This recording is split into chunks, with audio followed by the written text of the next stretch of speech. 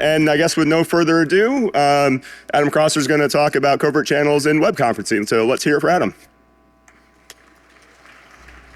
All right.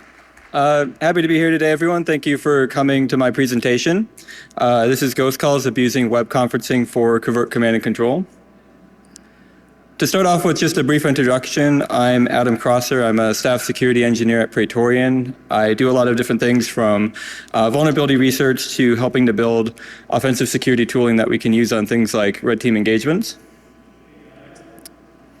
And to start things off, I just want to create a bit of a common terminology that we can use on the different types of command and control channels and how I typically think about them.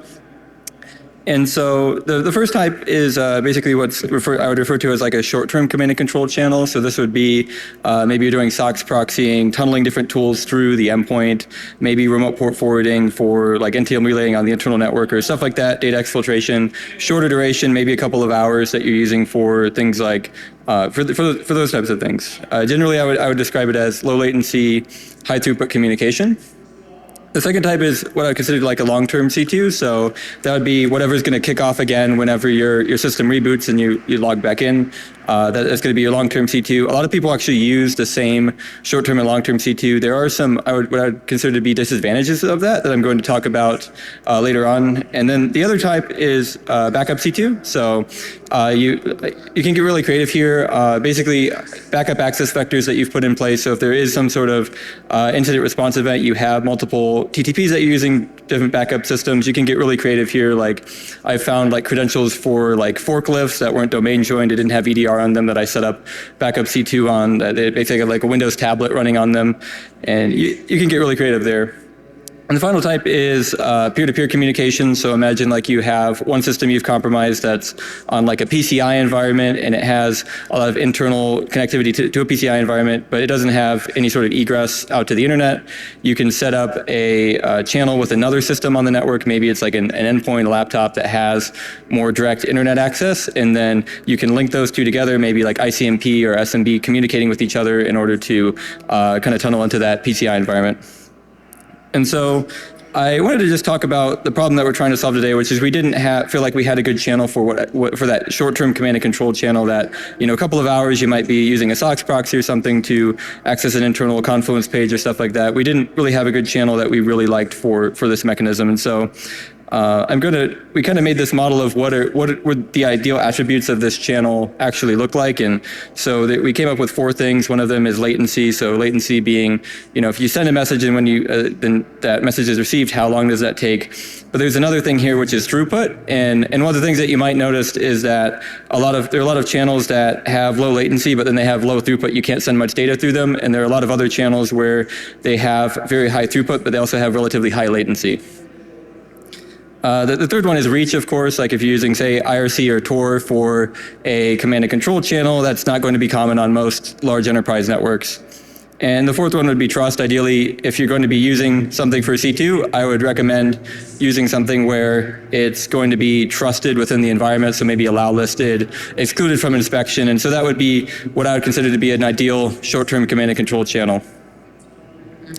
So we came up with some selection criteria here, which were basically, we wanted to focus kind of first on services egressing from end user devices. And so on these types of engagements, we don't always actually even run code on endpoints. We might do things with CI/CD infrastructure in the cloud or with identity-based attacks. And so, but often when we are getting an initial foothold into many environments, we're actually egressing from end user devices. And so that's kind of what we focused on here.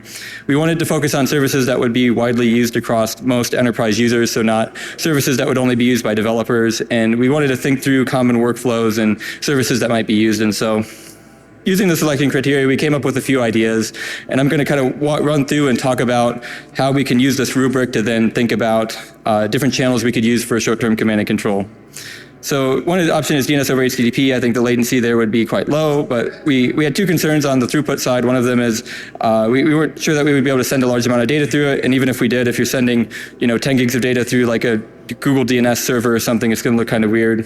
From a reach perspective, a lot of large enterprises, they have their own internal DNS resolution infrastructure, so it's not uncommon for them to not be using DNS over HTTP, more common on consumer devices for sure. And from a trust perspective, we thought that would be good. Another option was kind of cloud file storage. This would solve the throughput issue, but generally you're going to be chunking larger amounts of data, so it would introduce some more latency that wouldn't be acceptable for kind of real-time communication, RDP, web browsing, stuff like that. The reach would be good, but the trust wouldn't be ideal because a lot of companies, if they're not using a specific solution like Box or Dropbox, they actually might have it blocked internally for most of their users. Another classic one is just you register a domain, maybe age it for 3 years, get it classified as like finance. You could use like a WebSockets connection. That would be good from a low latency, high throughput perspective. You could get decent speeds there, but anything communicating with that would be compromised assets, and it wouldn't necessarily be trusted within most environments. So another idea was kind of email and messaging applications. And so depending on what you're using, like email or Slack, there'd be some more latency there. The throughput would be not ideal, but they would be widely used and trusted. And so then we kind of came to this one, which was web conferencing solutions, where when we applied our criteria, it kind of overlapped perfectly of like, we're looking for something that is used for real-time communication. And so these systems kind of from the ground up are designed for that, because you're sending, say, multiple video streams to a channel that requires a decent amount of data, even with modern video compression. And from a latency perspective, even a small amount of latency on a video call could make it unusable. And so every part of this infrastructure is kind of designed for real-time, low-latency communication, which is what we needed in a channel, and it's going to be sending enough data that if we sent a decent amount of data through that channel, it wouldn't necessarily stick out relative to normal use cases. And especially after things like the pandemic, these solutions are widely used. A lot of people are actually using all of them because they're kind of interfacing with different companies that use different products, and they're generally going to be trusted in a lot of environments. And so you can actually see this in a lot of the vendor recommendations. Microsoft recommends, for example, configuring split tunneling, so you're not routing traffic to their infrastructure for Teams through your VPN appliance, because that would introduce an unacceptable amount of latency and throughput issues in many cases. They also recommend excluding their infrastructure from things like TLS inspection. And if you look at other vendors like Zoom, they make similar recommendations around split tunneling and disabling TLS inspection for domains like zoom.us. And so just a quick disclaimer, this isn't like a mistake that these providers are making or anything. It's just when you have these types of systems, they need to be designed in a way to facilitate real-time communication. And any system that does additional inspection or rerouting of traffic is going to introduce latency. But from an attacker perspective, it's also useful. And so it's more of this is just how these solutions work and how they need to work to function. It's not an issue that the vendor's making bad recommendations or anything like someone recommending their service account via DA when it doesn't need it or anything like that. It's just how these systems need to work. And so now that we figured out what we wanted to actually look at, the kind of obvious next step is we need to figure out how they work and what are potential entry points that we could use for routing traffic through this infrastructure. And from a lot of the research that I've done, I think you could say that a lot of these solutions use a very similar architecture, similar protocols, similar design in how they actually function overall across multiple solutions. And so, of course, the first part is just, you have an end user device that's using the service, and they're maybe talking to like a main SaaS application, and that application lets you do things like create or join meetings. And when you join a meeting, there's different information that gets looked up, or you create a meeting. Each meeting has a media server allocated to it usually. So if you're creating a meeting, it's going to find a media server and allocate that server to that meeting, and then everyone will send audio and video traffic to that server. There's another operating mode that many of these solutions support, which is peer-to-peer communication. So you can either have a direct centralized server, or you can use peer-to-peer communication between endpoints. And in some cases, it can be faster to use peer-to-peer communication. In some cases, it won't be, and I'll talk about that a little bit later on. And there's a third piece of infrastructure that's often used, which is TURNt infrastructure. And it's basically, it acts as a relay. So imagine you want to establish a peer-to-peer connection, but you're not able to establish that connection using stun with things like NAT hole punching for direct peer-to-peer communication. You can use the TURNt infrastructure as a way to communicate between two devices that want to make a peer-to-peer communication connection, or as we'll see later, it can also be used when a device is running into egress issues and it's not able to egress out through normal channels. It can try to use the TURNt infrastructure to communicate with the media server to do more of a centralized, sending that video stream to a centralized server. And as I mentioned before, there's a lot of very kind of common protocols that are used with web conferencing, and one of this is WebRTC. And I've got some stuff in the resources section. There's some like 60-minute talks that just talk about WebRTC, so I don't have a whole lot of time to talk about it today, but you will see across many solutions they're using different protocols like WebRTC or SRTP. Even if they're using custom protocols, they're often using a lot of the same building blocks under the hood. But the one thing I want to kind of emphasize today and that you'll need to understand for this talk is the concept of like a WebRTC handshake, where basically in this example we have two users, Alice and Bob, and they need to communicate with each other over a WebRTC channel. Alice, for example, will generate something called an offer that gets sent to Bob. It can be done through, say, a third-party signaling server. Bob would then take that offer value, generate an answer from that, and send it back to Alice. And again, I don't have time today to really deep dive into how all of that functions, but just understanding that that handshake process exists is an important part of understanding what we're doing today. And so we started just by doing some reverse engineering of different products like Zoom, and I'll talk about why we picked the products that we focused on a little bit later. But we used basically a custom Wireshark analyzer, and we're able to look at the traffic generated from the desktop client in this scenario. And so we see that it's egressing to Zoom infrastructure on 8801 UDP. And basically it's using a custom header with some different values in it.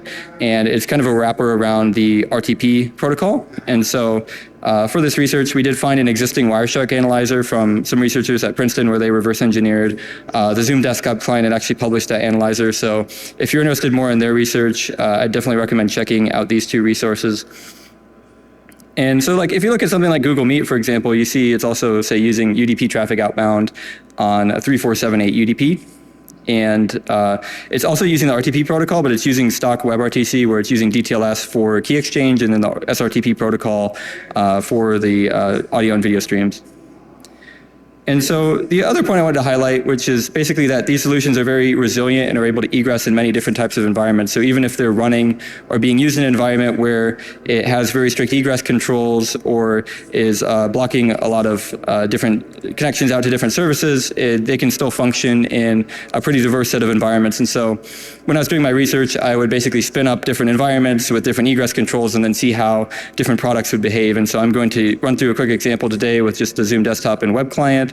Just showing how if I have an environment where the only way to egress outbound is through a web proxy that does mandatory TLS inspection and only allows HTTP outbound and all other connections outbound are blocked, it's still able to adapt and function properly and actually get you on the call. And so to start off with the desktop version, it will start by basically trying to make a connection to something called a zone controller on 443 UDP using a custom protocol over TLS, and that would fail. And so then it's going to switch over and try a WebSocket connection, connecting through the web proxy over HTTPS on 443 TCP, and it's going to send that custom protocol over the WebSockets channel to be able to egress through the proxy, and so that would work.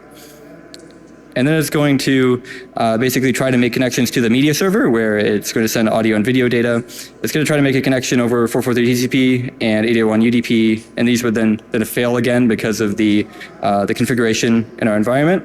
And so then it's going to actually make a WebSocket connection again and send that same data through the WebSocket connection as well. And then on the web client side, it does something similar. It talks to something called a real-time web gateway over a WebSocket connection, and it gets a lot of the same information it gets from the zone controller, and it makes a WebRTC connection outbound over 8801 UDP to the media server, but that's going to fail due to the egress controls within our environment. So then it's going to try to then use the TURNt infrastructure I mentioned before. It's going to try to use something called TURNs or turn over TLS, where basically it will make a connection over 443 TCP over TLS, running the TURNt protocol under that, and it'll use the TURNt server as basically a proxy to communicate with the media server infrastructure.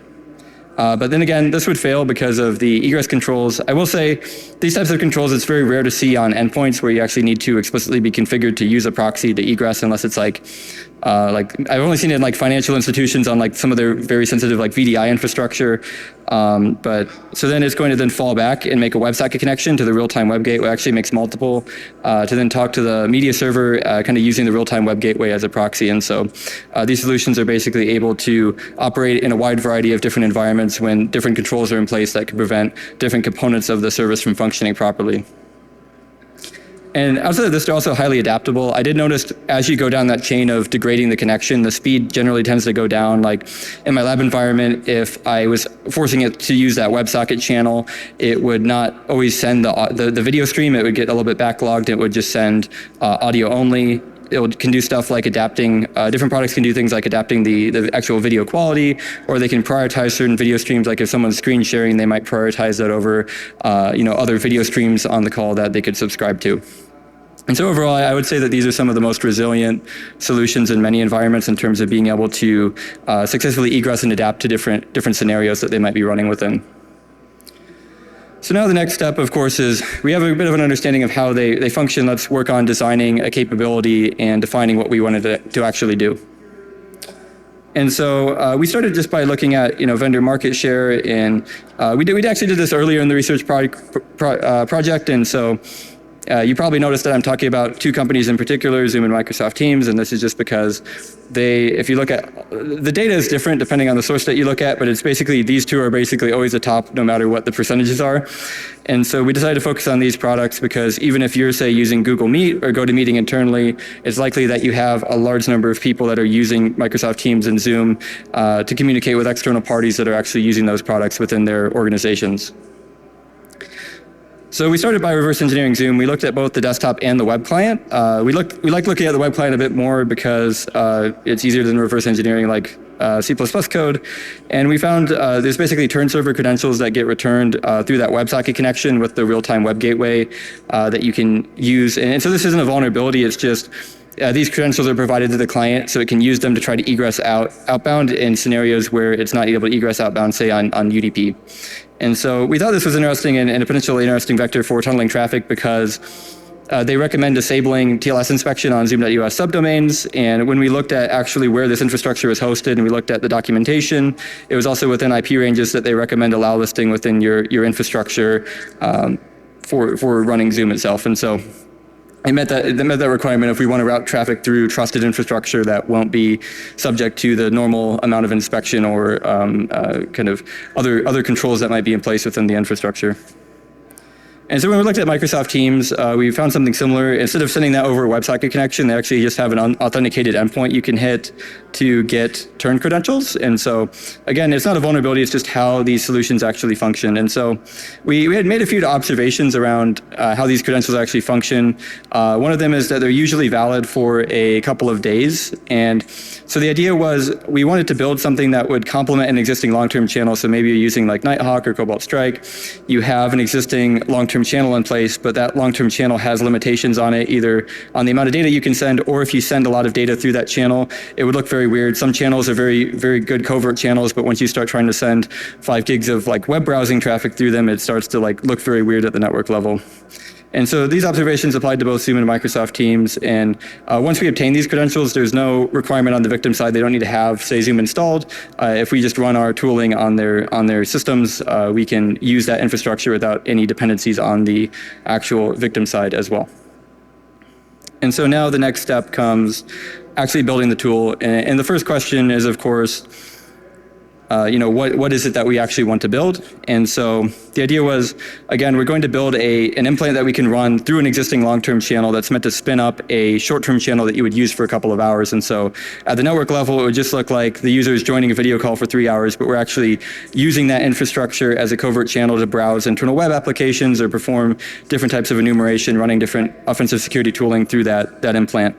And so it's meant to run in parallel with a long-term C2. And I'll talk a little bit about why I believe it's often useful to split your C2 between short-term and long-term. And I can use an example. This is from a couple of years ago, back when you could domain front through Fastly. And I was on a project and I was domain fronting through a banking website. I'm just using somebank.com. And this customer, they had a lot of SAP infrastructure. And the objective was to show that we could pull different types of data or modify information within the ERP systems. And so we needed to proxy the SAP desktop application through our implants quite a bit to access different things, RDP into different servers to basically really prove out the attack paths that we were demonstrating once we had the access. And then after the project, we did some looking at some of their dashboards and other things, and we noticed that the website that we were domain fronting through was on some of their most top visited domains because we were hitting it so much for actually routing traffic. And once you dug into it, it was like a handful of systems actually in the network that were actually making that communication. It shows that, this was a good long-term channel, but once we started sending too much data through it over a short period of time, it starts to look very weird to anyone that's paying attention. And that's why I recommend splitting your channel between short-term and long-term, and having a tool like this is actually useful. And so we developed a tool. I'm going to show this QR code and URL later in the presentation, but it's called TURNt, or Turn Tunneler. It's a tool for short-term command and control. And so it has a couple of use cases, and one of them is, I think, a little bit interesting. Of a lot of red teams are actually shifting more toward an assume breach model, just because once you've done, a red team for someone for say 2 or 3 years, they know that you can actually get in and actually get a foothold in the environment. They don't want to pay you a lot of money to call people on the phone and send them emails and stuff. We know that you can do that. We're going to give you a laptop or a VDI infrastructure that you can actually start from. And so this tool is useful for that scenario, because you don't need to set up any other infrastructure to use it. Once you have Turn credentials, you can do C2 in an entirely decentralized manner. So maybe you have an operator laptop that you're running off of, and then you have like a victim VDI or laptop that you're using for the assume breach exercise. You can basically connect those with the tool without needing to spin up any backend infrastructure. So that would save you time on your project. And then you can then proxy offensive security tooling from your operator laptop through the victim system without needing to run it directly on the endpoint. And I think increasingly we've been switching from like running tooling on endpoints themselves to proxying them through endpoints a lot of the time, because it has a little bit smaller attack surface from a detection perspective on the endpoint side. And so there's a couple other capabilities, and just because not everyone's going to understand what these terms mean, I just wanted to define them really quickly. And so one of them is this concept of remote port forwarding. So imagine you have a tool like NTLM RelayX, and it's a Python-based tool. It has a decent number of dependencies. It'd be very difficult to run it on a victim system.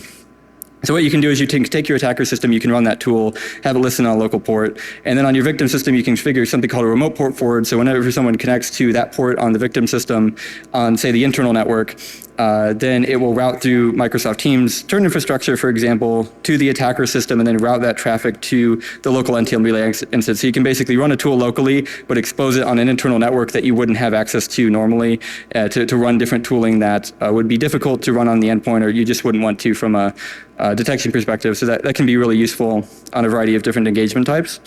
Another thing I like to do is something called local port forwarding. And so I mentioned that use case before with SAP, where it's a thick client, it doesn't support SOX proxying.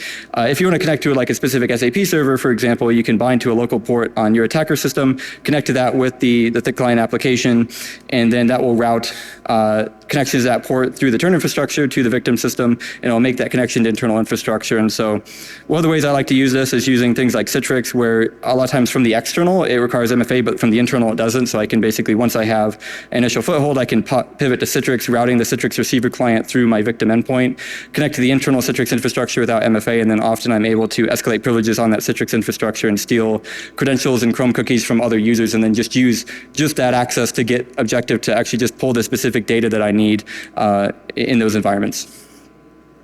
And so those are use cases, basically SOX proxying for things like browsing internal web apps, decentralized C2, and local and remote port forwarding was really how we envisioned this utility. And so I'm going to have 2 demos today, one with Zoom and one with Microsoft Teams. And so we're going to basically have a video demo where we demo obtaining credentials from Zoom basically as a standalone basis on an attacker. We're just going to run burp. We're going to run Chrome. We're going to join a meeting, wait for that WebSocket connection to be made. We'll get credentials back through the Turn infrastructure, and we're going to put that in a configuration file and use it with our tooling. And so we have 2 components that I'm going to demo in this video. It's the controller and the relay. And the controller you run on the operator system, and you run the relay on a victim system. And just for demo purposes, it's easier for me to run this just like, with a VM in GCP, I'm just going to SSH into it and run the tool. But really, this is meant to be run through an existing implant you have in a system like Nighthawk or Cobalt Strike. And as long as you have the ability to run an arbitrary binary in memory and read standard output, this tool can integrate with your existing implant without needing any other infrastructure in place. And so we kind of designed it in a way that we want it to be used with whatever existing C2 channel you use, as long as that C2 implant provides some basic primitives that I believe any decent one should be able to provide. And so now I've got a demo that I'm just going to play. And so then basically here we're just in burp on the attacker system. The victim doesn't need to be involved here or anything. We're just joining a meeting and just waiting for it to actually finish initializing. And then from here we can just close the browser And then we go into burp and we actually just look through the WebSocket channel and we get those turn credentials. And so you can grab these from the WebSocket connection and basically throw them into a configuration file. And I'm not going to show that putting in the config file on screen, but this is all documented in our documentation and on how this is actually done if you're curious. And then so here we've got a demo where one side is my operating system. I'm running the controller component. We're generating an offer, that offer thing I mentioned before with the exchange, the handshake process. Then you basically want to pass that offer to the relay component, which you would run on the victim system. And then this generates an answer that you pass back to the controller. And then this establishes the connection through Zoom's turn infrastructure. And now we have communication between these two systems. And then we're just downloading a file. And you'll notice that this infrastructure is very fast. Like we're getting, 9 or 10 megabytes per second down on this download here. And so this is a fairly good speed for any sort of internal short-term C2 that we might want to do. And if we look at this at the network level, we basically see connection outbound on 443 TCP, and it's going to look at the client hello. You see it's going to zoom.us subdomain. And so they actually did push some recent mitigations on the Zoom side to block this. It depends on, there's a lot of providers that you have turn infrastructure that you could use this tool with. And whether it's possible to restrict it depends on how it's used. And basically, in their case, they're only using it for communication between the client and a media server, and they're not using it to facilitate peer-to-peer connections as well. And so they basically restricted what can actually connect to this. The turn server can actually connect to, and so it can only connect to these media servers. I haven't actually looked for any bypasses or anything, so I can't vouch for if it works or not, but the feasibility depends on the provider and how they use the turn infrastructure. And there are quite a few providers from the web conferencing providers to Cloudflare or Twilio that have turn infrastructure that you can use with the same type of channel. And so Microsoft Teams, this still works, and so that's good. And so there's two other utilities that we have here. With Microsoft Teams, it was just an unauthenticated endpoint you could hit. With Zoom, you had to actually go through a process of joining the meeting, and so that was a little difficult to automate. And I think even if we did automate it, it might be a little bit brittle, so we decided kind of against that, just to have some manual documentation. And so we're going to show a couple things. One of them is just downloading a 100 megabyte test file through the channel. And then we have an admin utility. You can basically use the admin utility to connect to the controller and use that to manage your local and remote port forwards. And so I'm going to demonstrate a remote port forwarding capability. And again, we're just using my local laptop and a GCP VM just because it makes it really easy to demo in video form for a presentation.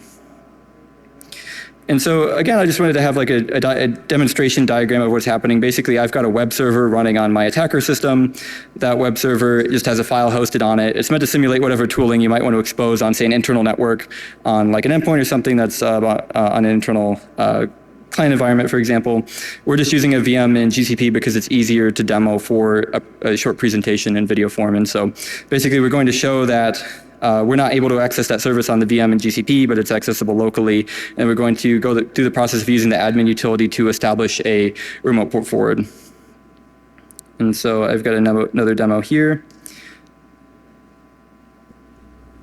There we go.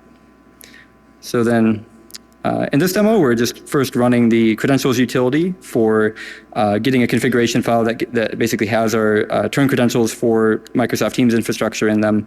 We're then going to kick off the controller. It's going to generate an offer. That offer gets sent to the relay component running on our GCP infrastructure. And then we're using that to run the relay utility and then generate an answer that we then send back to the actual controller component. And so we do have documentation on how to do this, like running the tool in memory through other C2 channels like Nighthawk on GitHub documentation. It's just for a demo, like just using SSH for like simulating our long-term C2 channel is useful for a presentation like this. And so here we're downloading a file and we're getting fairly decent speeds. I think we get about 3 to 5 megabytes per second down here. And I'll talk a little bit about later why download speeds can vary, and so some other things later on. But you can get fairly decent speeds through this infrastructure. I've gotten 10 to 20 before. Here we're routing traffic internationally, and so it's going to be a little bit slower in this scenario.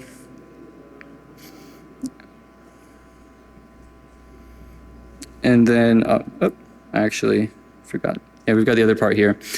So then now we're running the admin utility, and we're going to basically list remote port forwards to show that there's none currently active. And then if we pivot back over, this is running commands on my operator system, just showing that this service is not accessible within our victim virtual machine within GCP. Again, it would be more of like an endpoint or something compromised on an internal network. We're just using GCP as a quick demo. You can see that web server is running locally on the operator system. And we're going to run a command here to create a remote port forward. And that's going to basically, anytime someone connects to that port on GCP on 8080, it's going to route through Microsoft's TURNt infrastructure back to the operator laptop and then originate a connection to the local web server. And then now that web server is accessible through the victim system. And then now you can see that remote port forward is active. And so, yeah, those are really the three main use cases I had envisioned for this, which was basically local and remote port forwarding, SOX proxying, and then decentralized command and control.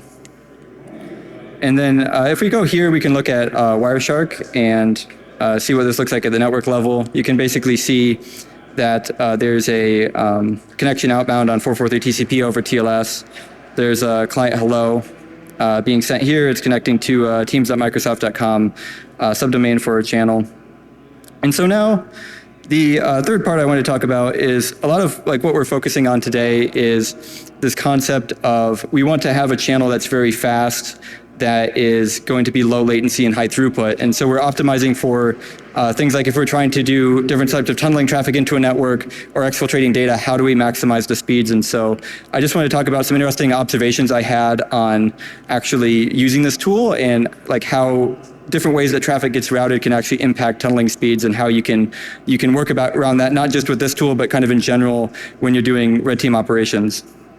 And so as a disclaimer, I'm not like an expert on internet routing or anything. I just like started researching this like 3 weeks ago, so I'm not an expert, but I wanted to just share some interesting observations I've had. And I kind of wanted to set the scene a little bit by just talking about an interesting scenario we ran into once where we basically, one of the things we really like to do is compromise help desk users because they're often very highly privileged users and relatively easy targets. And part of this is they often usually have indirect DA privilege and nobody realizes that. And also they're usually entry-level employees and it's generally a lot easier to get them to actually run malware on their systems or reset other users' passwords or things of that nature. And it's frequently outsourced overseas, especially with larger multinational companies. And so we've run into issues before. We're trying to tunnel traffic through their systems and we're running into kind of slower, unreliable channels, proxying traffic through their systems. And so, an example, maybe you have an operator in the US, they're proxying traffic through a compromised help desk employee in India and they're running into speed issues. And so one of the things that you might think about here is actually, it must be the last mile connection. Because like if you think about the early days of the internet with things like dial-up or even DSL until recently in many like rural parts of the United States, generally the last mile was the thing that was running into issues from a speed perspective. But really, whether it's India or even a lot of more rural parts of the United States, there's actually a massive global build out of fiber to the home infrastructure, whether it's a variety of factors from things like just the cost of fiber actually going down quite a bit over time.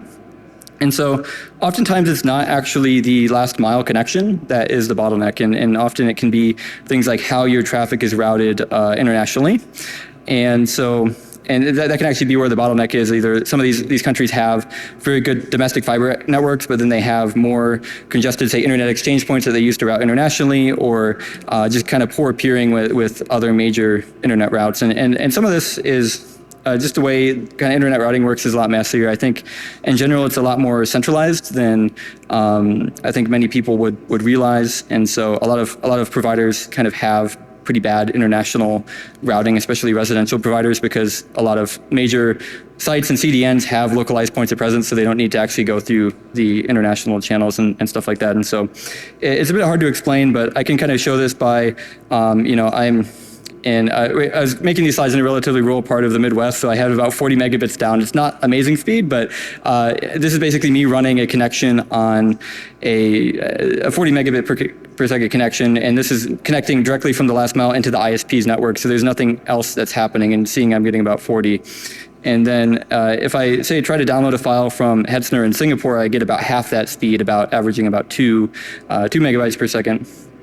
But if I connect to basically Hetzner connect to ExpressVPN in Chicago, basically that changes how my traffic gets routed internationally, and I double the actual download speed for that file. And so that shows like if you're doing anything like say compromising a help desk user in India or somewhere, and you're trying to route traffic through their system from the US, the way that your traffic gets routed through different parts of the internet can sometimes matter more than what the last mile connection speed are on both sides. And this can also impact things like data exfiltration. Sometimes if you're exfiltrating data, you want to get that data off the initial first stage very fast in case, something happens during that period.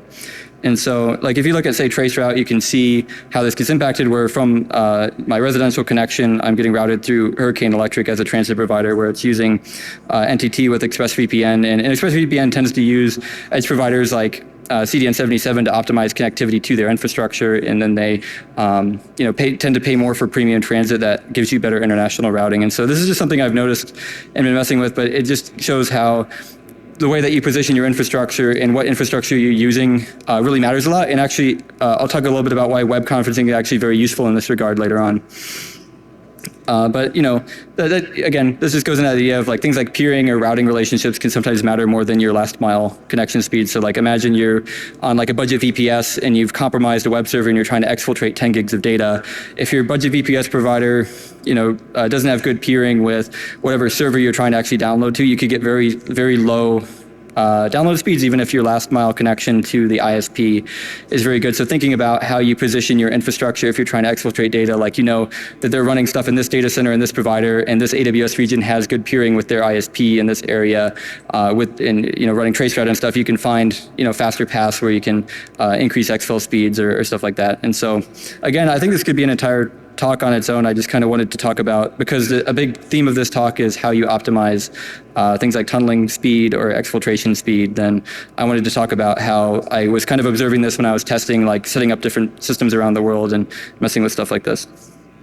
And there's another couple of design decisions we made that I wanted to mention, which is one of my original ideas was to support full VPN tunneling, where basically you could set up a virtualized VPN interface, run the system on another system, and it would do the turns over TLS over TCP, and basically tunneling TCP over TCP traffic with raw VPN tunneling. But the problem here is that when you are tunneling TCP over TCP traffic, you can run into some pretty major performance issues. Basically, any sort of like packet loss on the outer layer, for example, can trigger congestion control and stuff on the inner layer, and that's referred to as like a TCP meltdown problem. And there's a lot of videos on the internet that explain this that are 20 or 30 minutes, so I don't have a lot of time. But head of line blocking is a big issue with TCP. So with this tunnel that we're using with TCP, any packets that get lost ahead of other ones, that needs to be retransmitted before the full chain of messages can be processed. And so these are all things that can kind of impact tunneling speeds. And so this is just an example of me on like a VPN server using TCP over a UDP outer layer versus a TCP outer layer. And you get very different speeds even going through the same server. And so be careful with, if you're trying to do full VPN tunneling if you're using TCP as an outer layer for transport, any sort of packet loss can really kill your tunneling speed. And so that's why I didn't implement that in the tool, even though I originally planned to.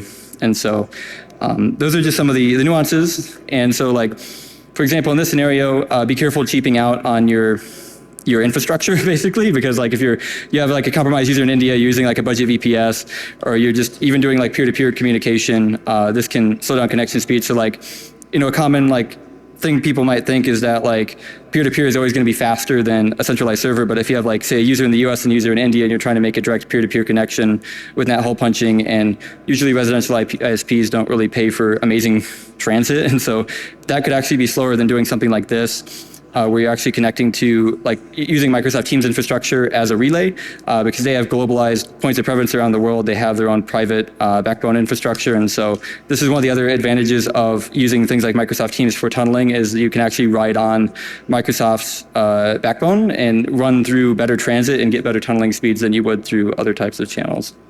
And so generally, if you're like at this scenario where you're tunneling traffic through like a help desk user, like we often run into, definitely recommend Microsoft Teams as a good vector for tunneling traffic, getting a high performance tunneling going. And so now I have, I think, maybe 7 minutes for questions. I've got 3 QR codes, but I know this is DEF CON and people don't usually trust QR codes. So if you just want to take a picture, you could just copy this URL using like OCR on your phone if you want to see this other information we have. Basically, this talk is about 40 minutes, 45 minutes, and so we've got about I think in Google Docs it was like a 35-page document split up over 2 blog posts that talks about other part of this research I didn't talk about today. We've got the open source tool on GitHub that you can actually download and use. My LinkedIn profile for if you have any questions. I used to use X a lot for this, but I think now if you don't have the premium subscription, you can't message people if they don't follow you. So I think LinkedIn is a good one, even though it's not really my favorite platform personally. But anyway, any questions would be appreciated. Just a quick question. So the TURNt relays from Microsoft and Zoom will relay traffic on your behalf. Have you looked if there's any restriction in terms of what they will connect onward to? So you said Zoom will now only connect to media servers. Is there anything within the Teams networks or the Zoom's networks that are reachable over these relays that shouldn't be? I didn't really look into that. You do need, when you do the handshake process of setting up the TURNt infrastructure, you do need to exchange certain information. So I wasn't able to find a way to connect to arbitrary systems internally. It might be possible. My focus on this research was more just how do you tunnel traffic for command and control, but that would be an interesting thing to look into. It would definitely be something I would look into more if I wanted to expand on this research. This TURNt infrastructure is supposed to be used for very specific kinds of traffic, that is, video traffic between 2 endpoints. Any guesses why would Microsoft and Zoom allow any arbitrary communication that look nothing like bidirectional video conferencing traffic through? So the interesting thing is it actually looks exactly the same at the network level, because in both cases on the web client with Zoom, they're using WebRTC with data channels sending their custom protocol. And on the Microsoft Teams side, they're using WebRTC as well. So basically, what you see with the WebRTC connection is you see basically a DTLS encrypted tunnel that traffic is being sent over. And so it's going to look very similar in many cases to what the client would normally be sending through the infrastructure. Okay, so I guess the only difference may be packet sizes, packet rates, directionality, but not actual contents. Yeah. It's using the same basic building blocks from a protocol perspective, but it would likely look slightly different if you looked into it more in depth. Thank you. Yep. Awesome. Well, thank you for coming, everyone, and.